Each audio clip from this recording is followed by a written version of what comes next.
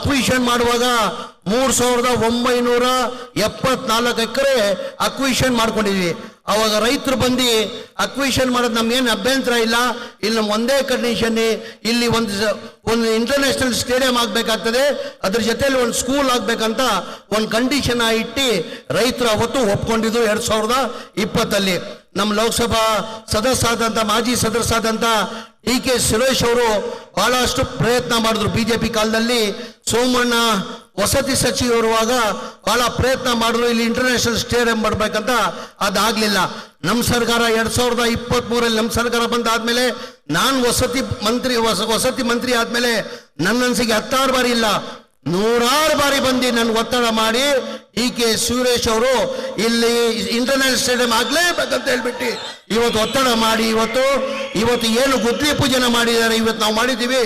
ಅದು total credit ನನ್ನ ಮಾಜಿ ಲೋಕಸಭಾ ಸ್ನೇಹಿತರು, ನಮ್ಮ ನಾಯಕರಾದಂಥ DK ಸುರೇಶ್ ಅವ್ರಿಗೆ ಹೋಗ್ಬೇಕು. ಅದ್ರ ಜೊತೆಯಲ್ಲಿ ನಮ್ಮ ಶಿವಣ್ಣನು ಯಾವಾಗ ಬರ್ತಾ ಇದ್ರು, ಆವಾಗ ಶಿವಣ್ಣನ ಜೊತೆಯಲ್ಲಿ ಬಂದು ನಾವು ರೈತರಿಗೆ ಮಾತನ್ನ ಕೊಟ್ಟಿದ್ದೀವಿ, ಇಲ್ಲಿ ಸ್ಟೇಡಿಯಂ ಆಗಲೇಬೇಕಂತ ಹೇಳ್ಬಿಟ್ಟು ಒತ್ತಡ ಮಾಡಿ ಇವತ್ತು ಒಂದು ಕನಸಿತ್ತು, ಆ ಕನಸನ್ನ ನಾವು ನೆನ್ಸು ಮಾಡಿದ್ದೀವಿ ಅಂತ ಹೇಳಕ್ ಬಯಸ್ತಾ ಇದ್ದೀವಿ. ಅದ್ರ ಜೊತೆಯಲ್ಲಿ ಒಂದು ಸ್ಕೂಲ್ ಆಗ್ಬೇಕಂತನೂ ಈಗ ಮಾಜಿ ಲೋಕಸಭಾ ಸದಸ್ಯರಾದಂಥ DK ಸುರೇಶ್ ಅವರು ಕೇಳಿದ್ದಾರೆ. ಅದಕ್ಕೂ ಒಂದು 10 ಎಕರೆ ರಿಸರ್ವ್ ಮಾಡಿಬಿಟ್ಟು ಆ ಸ್ಕೂಲನ್ನು ಮಾಡ್ತೀವಂತ ಮಾತನ್ನ ಹೇಳಕ್ ಬಯಸ್ತಾ ಇದ್ದೀನಿ. ಅದ್ರ ಜೊತೆಯಲ್ಲಿ ಇವತ್ತು ಸ್ಟೇಡಿಯಂ ಗುದ್ಲಿ ಪೂಜೆ ತಮಗೆಲ್ಲ ಗೊತ್ತಿದ್ದಂಗೆ 100 ಎಕರೆದಲ್ಲಿ ಇವತ್ತು ಈ ಸ್ಟೇಡಿಯಂ ಆಗ್ತಾ ಇರೋದು. 100 ಎಕರೆದಲ್ಲಿ 943 ಕೋಟಿ ವೆಚ್ಚದಲ್ಲಿ ಇವತ್ತು ಸ್ಟೇಡಿಯಂ ಆಗ್ತಾ ಇರೋದು. GST ಬಿಟ್ಟಿ GST 18% ಇನ್ಕ್ಲೂಡ್ ಮಾಡಿಕೊಂಡ್ರೆ ಕನಿಷ್ಠ 1,200 ಕೋಟಿ ಆಗ್ತದೆ. ಬರೆಯಲ್ಲಿ ನನ್ನ ಅನಿಸಿಕೆ ಇಡೀ ದೇಶದಲ್ಲಿ ದೊಡ್ಡ ಯಾವುದನ್ನ ಇಂಟರ್ನ್ಯಾಷನಲ್ ಸ್ಟೇಡಿಯಂ ಇದೆ ಅಂದ್ರೆ ಅದು ಗುಜರಾತ್ ಬಿಟ್ರೆ ನನ್ಗೆ ಇವತ್ತು ಬಹಳ ಸಂತೋಷನ ತಂದಿರೋದಂದ್ರೆ ಇವತ್ತು 2ನೇ ರಾಜ್ಯದಲ್ಲಿ ನಮ್ಮ ಕರ್ನಾಟಕದಲ್ಲಿ 2ನೇ ದೊಡ್ಡ ಮಟ್ಟದಲ್ಲಿ ಇಂಟರ್ನ್ಯಾಷನಲ್ ಸ್ಟೇಡಿಯಂ 80,000 ಕೆಪಾಸಿಟಿದು ಇಲ್ಲಿ ಆಗ್ತಾ ಇರೋದು ನನಗೆ ತುಂಬಾ ಸಂತೋಷನ ತಂದಿದೆ. ಅದ್ರ ಜೊತೆಯಲ್ಲಿ ಇವತ್ತು ನಾವು ನಮ್ಮ KHP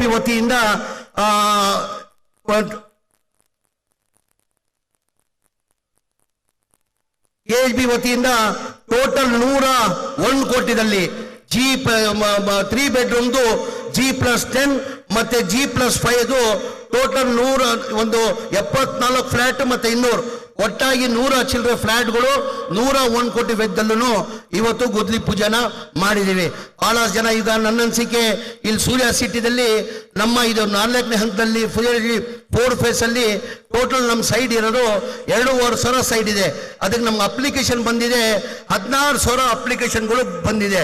16,000 ಅಪ್ಲಿಕೇಶನ್ ಅಲ್ಲಿ ಮನೆ ಸುರೇಶ್ ಸಾಹೇಬ್ರು ಆನೇಕಲ್ ಶಿವಣ್ಣ ಅವರು ಬಹಳ ಸತಿ ಬಂದು ನಮ್ಗೆ ಕೇಳಿದ್ದಾರೆ, ಇಲ್ಲ ನೀವು ಲೋಕಲ್ ಅವ್ರನ್ನ ನೀವು ಕೊಡ್ಬೇಕಾಗ್ತದೆ. ಈಗ ಅಪ್ಲಿಕೇಶನ್ ಅಲ್ಲಿ ಆಚೆ ಅವ್ರು ಇನ್ವೆಸ್ಟ್ ಮಾಡೋರೆಲ್ಲ ಅಪ್ಲಿಕೇಶನ್ ಅನ್ನು ಹಾಕ್ಬಿಡ್ತಾರೆ. ದಯಮಾಡಿ ನಮ್ಮ ಲೋಕಲ್ ಅವ್ರಿಗೆ ಸೈಟ್ ಸಿಕ್ಕಲ್ಲ, ದಯಮಾಡಿ 50% ರಿಸರ್ವ್ ಇಟ್ಟಿರಂತ ಸುರೇಶ್ ಸಾಹೇಬ್ರು ಬಂದು ಬಹಳ ಸತಿ ಶ್ರೀನಿವಾಸ್ ಅವರು ಮತ್ತೆ ಶಿವಣ್ಣ ಅವರು ಬಹಳ ಕೇಳಿದ್ದಾರೆ. ಉದಾಹರಣೆ ಇಲ್ಲಿ 2,500 ಸೈಡ್ ಅಲ್ಲಿ ನಮ್ಗೆ ಅಪ್ಲಿಕೇಶನ್ ಬಂದಿರೋದು 16,000 ಅಪ್ಲಿಕೇಶನ್ ಬಂದಿದೆ. ಲ್ಯಾಟ್ರಿ ಮುಖಾಂತರ ನಾವು ಎತ್ತೀವಿ. ಯಾರು ಲೋಕಲ್ ಅವ್ರು ಸಿಗ್ತಾರೋ ಇಲ್ಲ ಗೊತ್ತಿಲ್ಲ. ಹಾಗಾಗಿ ಮಾಜಿ ಲೋಕಸಭಾ ಸದಸ್ಯರಾದಂತ ಸುರೇಶ್ ಸಾಹೇಬ್ರು ಕೇಳ್ಕೊಂಡಿದ್ದಾರೆ, ಇಲ್ಲ ನೀವು ಇಲ್ಲಿ ಬರೀ ಸೂರ್ಯ ಸಿಟಿಗೆ ಮಾತ್ರ ಇಡೀ ರಾಜ್ಯದಲ್ಲಿ ಏನಕ್ಕಂದ್ರೆ KHP ಸೈಟ್ಗಳಿಗೆ ಸಿಕ್ಕಾಪಟ್ಟೆ ಡಿಮ್ಯಾಂಡ್ ಇದೆ. ಲೋಕಲ್ ಅವ್ರಿಗೆ ಸಿಗ್ತಾ ಇಲ್ಲ, ಬೇರೆ ಯಾರೋ ಇನ್ವೆಸ್ಟ್ಮೆಂಟ್ ಮಾಡ್ತಾರೆ, ಅವ್ರಿಗೆ ಏನಾಗ್ತದೆ ಲ್ಯಾಟ್ರಿ ಮುಖಾಂತರ ಅವ್ರಿಗೆ ಹೋಗ್ಬಿಡ್ತದೆ. ಲೋಕಲ್ ಅವ್ರಿಗೆ 50% ನೀವು ರಿಸರ್ವ್ ಇರ್ಬೇಕಂತ ಕೇಳ್ಕೊಂಡಿದ್ರಿ. ನಾನು ಮಾನ್ಯ ಮುಖ್ಯಮಂತ್ರಿಗಳ ಜೊತೆ ಮಾತಾಡಿ ಅದು 50% ರಿಸರ್ವ್ ಇಡಕ್ಕೆ ವ್ಯವಸ್ಥೆಯನ್ನ ನಾವು ಮಾಡ್ತೀವಿ ಅಂತ ಹೇಳಿ ಸಮಯ ಇಲ್ಲ. ಏನಕ್ಕೆ ಮಾನ್ಯ ಉಪಮುಖ್ಯಮಂತ್ರಿಗಳು ಮಾತಾಡಬೇಕು, ಪರಮೇಶ್ವರ್ ಸಾಹೇಬರು ಮಾತಾಡಬೇಕು, ಆಮೇಲೆ DK ಶಿವಕುಮಾರ್ ಸಾಹೇಬರು ಮಾತಾಡಬೇಕು. ನಾನು ಹೆಚ್ಚಾಗಿ ಮಾತಾಡಕ್ ಹೋಗಲ್ಲ. ತಮ್ಗೆಲ್ಲ ಗೊತ್ತೇ ಇದ್ದಂಗೆ ನಮ್ಮ ಸರ್ಕಾರ 3 ವರ್ಷ ಬಂದಾದ್ಮೇಲೆ ನಾವ್ ಏನೇನ್ ಮಾಡಿದ್ವಿ ಅಂತ ತಮ್ಗೆಲ್ಲರಿಗೂ ಗೊತ್ತಿರೋದೇ ವಿಚಾರ. ಈಗ ಉದಾಹರಣೆ ನಾನು ಒಂದು 5 ನಿಮಿಷ ಆಗಿ ನಾನು ಹೇಳಲೇಬೇಕಾಗ್ತದೆ. ನಮ್ಮ ಸರ್ಕಾರ ಬಂದಾದ್ಮೇಲೆ ನಾನು ವಸತಿ ಆದ್ಮೇಲೆ ಹೇಳ್ಬೇಕಾದ್ರೆ ಕನಿಷ್ಠ 2 ಗಂಟೆ ಬೇಕಾಗ್ತದೆ. ತಮ್ಮ ಸ್ಲಮ್ ಬೋರ್ಡ್ದು ತಮ್ಗೆಲ್ಲ ಗೊತ್ತಿರೋದೇ ವಿಚಾರ. ಈಗ ಬೆಂಗಳೂರು ಎಷ್ಟು ಎತ್ತರದಲ್ಲಿ ಬೆಳೆದಿದೆ ತಮ್ಗೆಲ್ಲ ಗೊತ್ತಿರೋದೇ ವಿಚಾರ. ಹಿಂದಿನ ಸರ್ಕಾರದಲ್ಲಿನೇ ಸಿದ್ದರಾಮಯ್ಯ ಸಾಹೇಬರು ಮುಖ್ಯಮಂತ್ರಿ ಇರುವಾಗ 1 lakh ಹೌಸಿಂಗ್ ಸ್ಕೀಮ್ ಅಂತ ಮಾಡಿ 1,028 ಎಕರೆ ರಾಜೀವ್ ಗಾಂಧಿಗೆ ಹ್ಯಾಂಡ್ ಓವರ್ ಮಾಡಿದ್ರು. ಹಿಂದಿನ ಸರ್ಕಾರದಲ್ಲಿ ಸಿದ್ದರಾಮಯ್ಯ ಸಾಹೇಬ್ರ ಮುಖ್ಯಮಂತ್ರಿ ಇರುವಾಗ 1,028 ಎಕರೆ ಹ್ಯಾಂಡ್ ಓವರ್ ಮಾಡಿದ್ರು. ಕಾರಣ ಅಂದ್ರೆ ಬೆಂಗಳೂರು ಬಹಳ ಎತ್ತರದಲ್ಲಿ ಬೆಳೆದಿದೆ. ಪಾಪ ಬೀದಿ ವ್ಯಾಪಾರ ಮಾಡೋರು, ಆಟೋ ಚಾಲಕರು ಮಾಡೋರು, ಬಡವರು ಇದ್ದಾರೆ, ಅವ್ರಿಗೆ ಒಂದು ಸ್ವಂತ ಮನೆ ಆಗ್ಬೇಕಂತ ಹೇಳ್ಬಿಟ್ಟು 6 ಲಕ್ಷನ ನಿಗದಿ ಮಾಡಿ 1028 ಎಕರೆ ಜಗಾನ ಕೊಟ್ಟಿದ್ರು. ಅವಾಗ ಗುದ್ಲಿ ಪೂಜೆ ಮಾಡಿ 50,000 ಟೆಂಡರ್ ಕರೆದಿ 50,000 ಮನೆಗಳು ಕಟ್ಟದ ಚುರುವನ್ನ ಮಾಡಿದ್ವಿ ನಾವು. ಇದೇ 6,000 ನಿಗದಿ ಮಾಡಿ ನಾವು ಕೇಂದ್ರ ಸರ್ಕಾರದಿಂದ 1.5 ಲಕ್ಷ ಕೊಡ್ತಾರೆ, ನಮ್ಮ ಸ್ಟೇಟ್ ಗೌರ್ಮೆಂಟ್ ಇಂದ 1,20,000 ಜನರಲ್ ಕೊಡ್ತೀವಿ, 2 ಲಕ್ಷ SC/ST ಕೊಡ್ತೀವಿ. ಅಂದ್ರೆ ಜನರವರು 2.5 ಲಕ್ಷ ಕೊಟ್ಟರೆ ಅವ್ರಿಗೆ ಒಂದು ಮನೆ ಆಗೋದು. ಆಮೇಲೆ SC/ST ಅವರು 2 ಲಕ್ಷ ಕೊಟ್ಟರೆ ಅವ್ರ ಮನೆ ಆಗೋದು. ಇದೇ ಬಿಜೆಪಿ ಅವರು 2021ರಲ್ಲಿ ಬಸವರಾಜ ಬೊಮ್ಮಾಯಿ ಅವರು ಮುಖ್ಯಮಂತ್ರಿ ಇರುವಾಗ ರಿವ್ಯೂ ಮೀಟಿಂಗ್ ಮಾಡಿಬಿಟ್ಟು ನಾವೇನು 6 ಲಕ್ಷ ನಿಗದಿ ಮಾಡಿ 2 ಲಕ್ಷಕ್ಕೆ ಮನೆ ಸಿಗ್ತಾ ಇದ್ದಿದ್ದು ರಿವ್ಯೂ ಮೀಟಿಂಗ್ ಮಾಡಿ 11,20,000 ಮಾಡಿಬಿಟ್ರು. 6 ಲಕ್ಷ ಇಲ್ಲಿ, 11,20,000 ಇಲ್ಲಿ. ಅಂದ್ರೆ 2 ಲಕ್ಷ ಕೊಟ್ಟವರು 8.5 ಲಕ್ಷ ಕಟ್ಟಬೇಕಾಗಿತ್ತು. ಹಾಗಾಗಿ ಬಡವ್ರ ಪಾಪ ದುಡ್ಡು ಕೊಡಕ್ ಸಾಧ್ಯ ಆಗಲ್ಲ. ಸಿದ್ದರಾಮಯ್ಯ ಸಾಹೇಬರು ಮುಖ್ಯಮಂತ್ರಿ ಆದ್ಮೇಲೆ ನಾವು ಯಾರು ಹೇಳಿಲ್ಲ, ಅವರಾಗ ಅವರು ಒಂದು ನನ್ ಕೇಳಿದ್ರು, ವಸತಿ ನಾನು 1 ಲಕ್ಷ ನನ್ನ ಕನ್ಸಿತ್ತು, ಅದು ಆ ಕನ್ಸು ಏನ್ ಐತ್ಕೊಳೋ, ಆ 1 ಲ್ಯಾಕ್ ಹೌಸಿಂಗ್ ಸ್ಕೀಮ್ದು ಯಾವ ಸ್ಟೇಜ್ ಅಲ್ಲಿ ಇದೆ ಅಂದೆ. ನಾನು ಮಾನ್ಯ ಮುಖ್ಯಮಂತ್ರಿಗೆ ಗಮನಕ್ಕೆ ತಂದೆ, ಇಲ್ಲ ಸರ್ ತಾವಿರುವಾಗ 6 ಲಕ್ಷನ ರೇಟನ್ನು ನಿಗದಿ ಮಾಡಿದೀವಿ. ಈ ಬಿಜೆಪಿ ಸರ್ಕಾರದಲ್ಲಿ ಬಸವರಾಜ ಬೊಮ್ಮಾಯಿ ಅವರು 2020 ಬಂದು 11,20,000 ಮಾಡಿದ್ರು, ಈಕ್ವಲ್ ಟು ಡಬಲ್ ಮಾಡಿಬಿಟ್ಟಿದ್ದಾರೆ. 8.5 ಲಕ್ಷ ಯಾಕೋ ಕೊಡಕ್ಕೆ ಬಡವ್ರು ಕೊಡಕ್ಕೆ ಸಾಧ್ಯ ಆಗ್ತಾ ಇಲ್ಲ. ನಾವು ಯಾರೂ ಕೇಳಿಲ್ಲ. ಯಾವ್ದು ಬಿಜೆಪಿ MLAಗಳು ಬಂದಿದ್ರು, ನಾವೆಲ್ಲ ಹೋಗಿದ್ವಿ.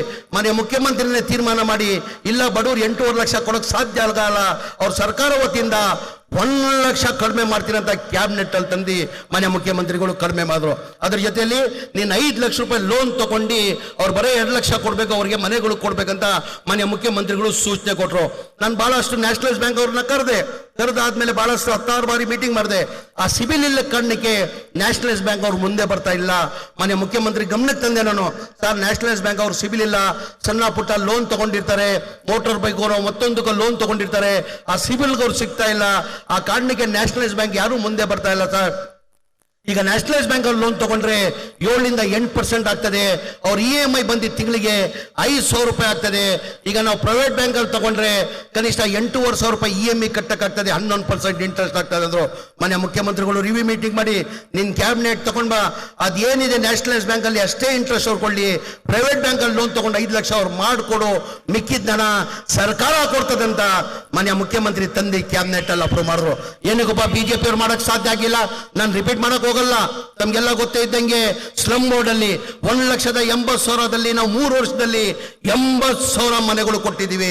ಮೊದಲೇ ಹಂತದಲ್ಲಿ 2024ರಲ್ಲಿ AR-ಪುರಂ ಅಲ್ಲಿ ಕಾರ್ಯಕ್ರಮ ಮಾಡಿ 36,789 ಮನೆ ಕೊಟ್ಟಿವಿ. ಇದೇ ವರ್ಷದಲ್ಲಿ ಹುಬ್ಳಿದಲ್ಲಿ ಕಾರ್ಯಕ್ರಮ ಮಾಡಿ 42,345 ಮನೆ ಕೊಟ್ವಿ. ಏನಕ್ಕೆ ಬಿಜೆಪಿ ಅವ್ರು ಕೊಡಕ್ ಸಾಧ್ಯ ಆಗಿಲ್ಲ? ಏನಕ್ಕೆ ಜನತಾದಳ ಅವ್ರು ಕೊಡಕ್ ಸಾಧ್ಯ ಆಗಿಲ್ಲ? ಅವಾಗ ಯಾವ ಗ್ಯಾರಂಟಿನೂ ಇರಲಿಲ್ಲ ಅವ್ರಿಗೆ. ನಾವು ಚುನಾವಣೆ ಟೈಮಲ್ಲಿ ಘೋಷಣೆ ಮಾಡಿರ್ಲಿಲ್ಲ, ಈ ತರ ಮನೆ ಸರ್ಕಾರ ವತಿಯಿಂದ 4 ಲಕ್ಷ ಕಟ್ಕೊಡ್ತೀವಿ ಅಂತ ನಾವು ಘೋಷಣೆ ಮಾಡಿಲ್ಲ. ಬರೇ ಬಡವರು ಬೀದಿಯಲ್ಲಿದ್ದಾರೆ, ಕಷ್ಟದಲ್ಲಿದ್ದಾರೆ ಅಂತ ಹೇಳ್ಬಿಟ್ಟು ಮಾನ್ಯ ಮುಖ್ಯಮಂತ್ರಿಗಳು ಉಪಮುಖ್ಯಮಂತ್ರಿಗಳು ತೀರ್ಮಾನ ಮಾಡಿ 7,400 ಕೋಟಿ ಬರೇ ಸ್ಲಮ್ ಬೋರ್ಡ್ ಕೊಟ್ಟಿದ್ದಾರೆ. ಒಟ್ಟಾಗಿ ನನ್ನ ಇಲಾಖೆಗೆ ಈ 1 ಲ್ಯಾಕ್ ಹೌಸಿಂಗ್ ಇವೆಲ್ಲ ಸೇರ್ಕೊಂಡು 10,000 ಕೋಟಿಯನ್ನ ಎಕ್ಸ್ಟ್ರಾನ ದುಡ್ಡು ಕೊಟ್ಟಿದ್ದಾರೆ. ದಯಮಾಡಿ ಇದೆಲ್ಲ ತಾವು ಅರ್ಥ ಮಾಡ್ಕೊಳ್ಬೇಕಾಗ್ತದೆ. ನನ್ನ ವಸತಿ ಮಂತ್ರಿ ಮಾಡಿ ಇಂಥ ಒಳ್ಳೆ ಕಾರ್ಯಕ್ರಮನ ಮಾನ್ಯ ಮುಖ್ಯಮಂತ್ರಿಗಳು ನಾನು ಮಾಡಿಕೊಟ್ಟಿದ್ದಕ್ಕೆ ಅವ್ರ ಹೃದಯದಿಂದ ನಾನು ಧನ್ಯವಾದಗಳು ಸಲ್ಲಿಸಿ, ಪಾಪ ತಾವು ಬಹಳ ಖಾತ್ರಿಯಿಂದ ಉಪಮುಖ್ಯಮಂತ್ರಿಗಳು ಮತ್ತೆ ಮುಖ್ಯಮಂತ್ರಿಗಳು ಮಾತು ಕೇಳಕ್ತಾ ಕಾಯ್ತಾ ಇದ್ದೀರಾ. ನಾನು ಹೆಚ್ಚಾಗಿ ಮಾತಾಡೋಕೆ ಹೋಗಲ್ಲ. ತಮ್ಗೆಲ್ಲ ಇನ್ನೊಂದು ಬಾರಿ ಸುಭಾಷಣ ಇಲ್ಲಿ ಇರೋ ಭಾಗದಲ್ಲಿ ಎಲ್ಲರಿಗೂ ಸುಭಾಷಣ ಕೊಡಿ. ಹೆಚ್ಚಾಗಿ ನಾನು ಸುರೇಶ್ ಅಣ್ಣನ್ಗೆ ಓಪನ್ ಆಗೋಳ್ತೀನಿ. ಇದು ಕ್ರೆಡಿಟ್ ಹೋಗ್ಬೇಕಾದ್ರೆ DK ಸುರೇಶ್ ಅವರು ಅವರಿಂದ ಇವತ್ತು ಈ ಗುದ್ಲಿ ಪೂಜನ ಆಗಿದೆ ಅಂತ ಹೇಳ್ತಾ ಇಲ್ಲ ಆಗಿರೋದು. ಇಲ್ಲೆಲ್ಲ ಪಾಪ ನಮ್ಮ ಅಧಿಕಾರಿಗಳು ಮತ್ತೆ ಪೊಲೀಸ್ ಸಿಬ್ಬಂದಿಗಳಿಗೆಲ್ಲ ನಾನು ಅಭಿನಂದನೆ ಸಲ್ಲಿಸಿ ಅವ್ರಿಗೆ ಥ್ಯಾಂಕ್ಸ್ ಅನ್ನ ಹೇಳಿ ನನ್ಗೆ 2 ಮಾತಾಡೋಕೆ ಅವಕಾಶ ಕೊಟ್ಟಿದ್ದು ನಾನು ಮಾತು ಮುಗಿಸ್ತೀನಿ. ಜೈ ಹಿಂದ್, ಜೈ ಕರ್ನಾಟಕ, ಜೈ ಕಾಂಗ್ರೆಸ್.